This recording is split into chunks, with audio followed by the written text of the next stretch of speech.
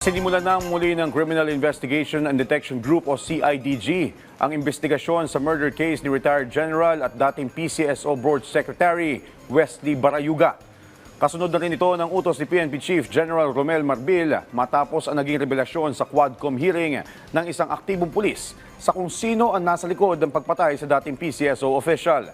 Sa ngayon ay inalis na sa pwesto si Police Colonel Nestor Grijaldo na hepe noon ng Mandaluyong Police at si Police Lieutenant Colonel Santi Mendoza na umamin sa pagdinig sa kamera na siya ang naghanap ng tao para gawin ng pamamaslang. Kasama naman sa iimbestigahan ang mga dating nag-iimbestiga sa Barayuga case para tukuyin kung may naging irregularidad. Aalamin din ng CIDG kung paano nadawit si Barayuga sa listahan ng drug personalities. Isa lang po yung malinaw sa mga narinig ko po na statement po ng ating Chief PNP. Kung saan man po hahantong at sino ang aabutin itong investigation po na ito, he doesn't care. We will proceed where the evidence will point us po.